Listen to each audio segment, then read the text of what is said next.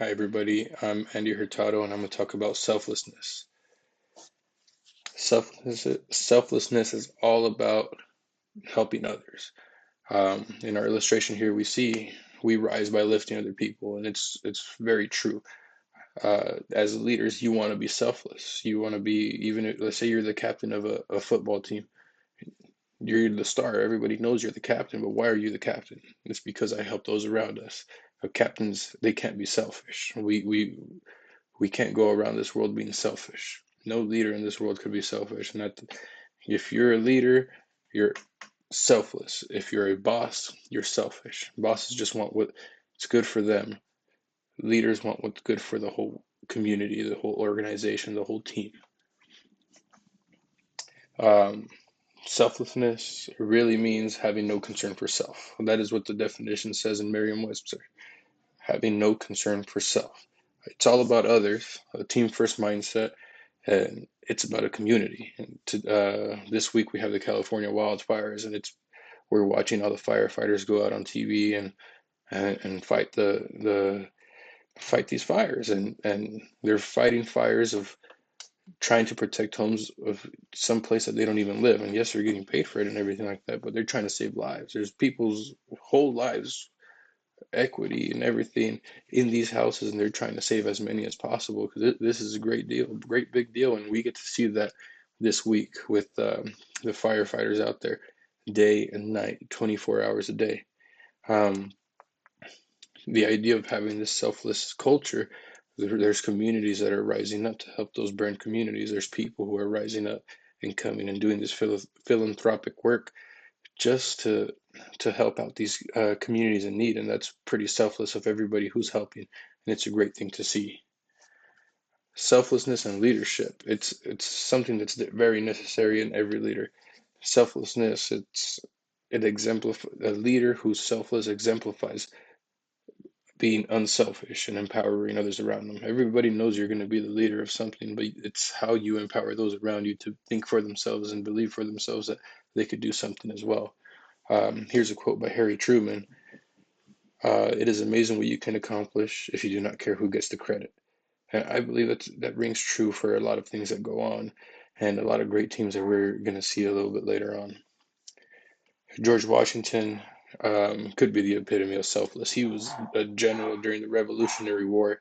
He fought against the British armies, and he won the revolution for America. And when they called him, they told him, like, hey, you're going to be the president of the United States. He turned it down multiple times before he finally agreed. He was appointed the president, not voted in, but our leader, our general, the one that won the war for us, everybody knew he had to be the one in charge, and he didn't even want that because he did it for everybody else who was there to build the democracy of the United States. That's the ultimate selfless action that I believe we've been able to be a part of, because to this day we're living on what he's done.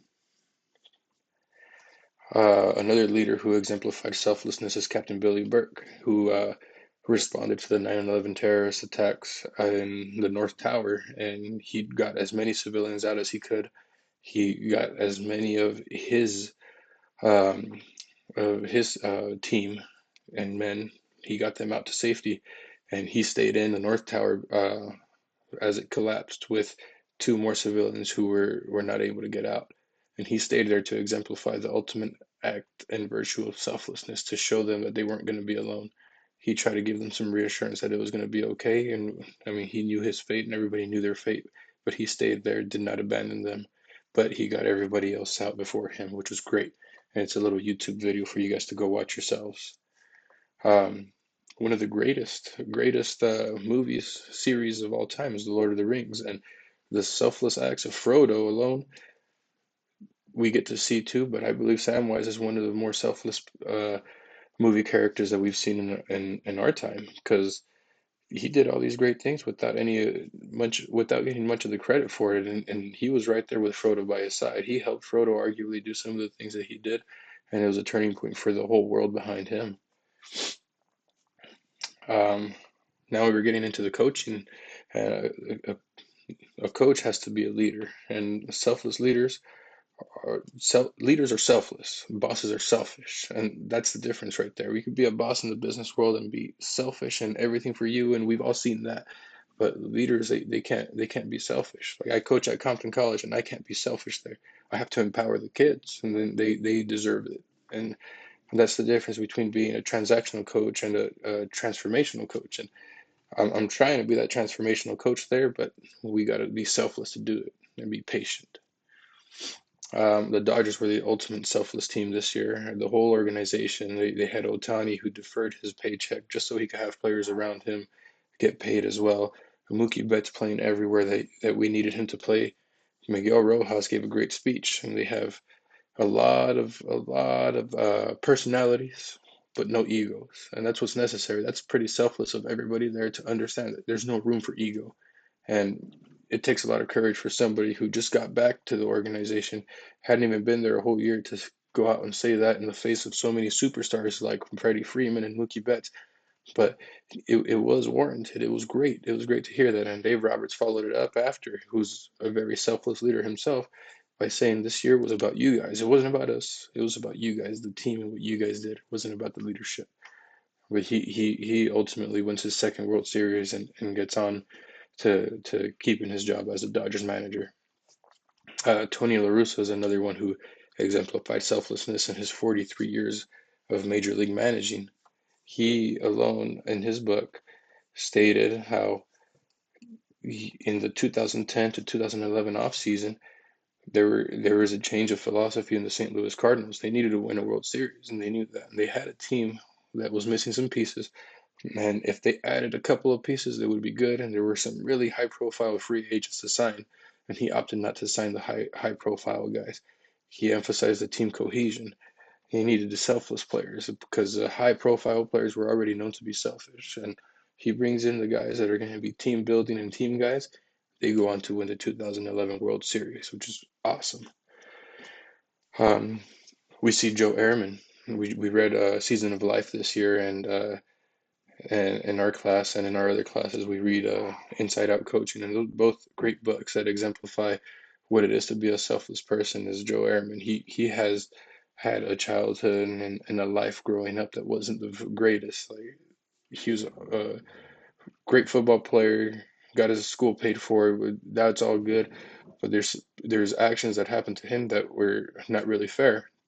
And he decided to be vulnerable and share everything with everybody that he could. And coaching at the high school, like we did at season, as we saw in Season of Life, it was pretty selfless of him to be that ex-pro football player and now being an ordained minister and spreading out all of his experience and love to the players, and expressing the love to his players and making sure that they know to be selfless as well.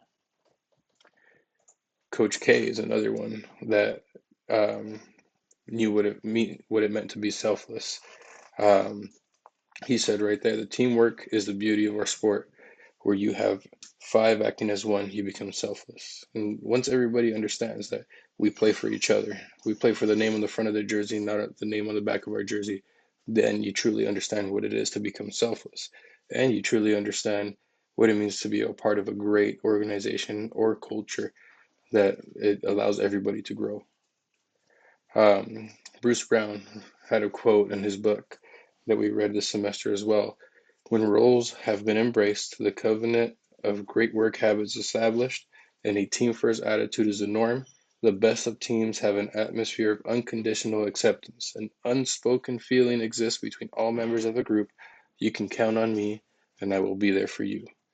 And I believe that's a great quote, and it exemplifies that selflessness and loyalty to the team.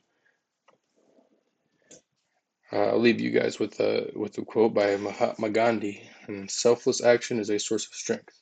What goes around will come around. And if you plant the seed, it'll grow into something beautiful. And don't be afraid to be selfless. You have to be unselfish with everything you do in life, and you'll be great, way better off. Thank you. Goodbye.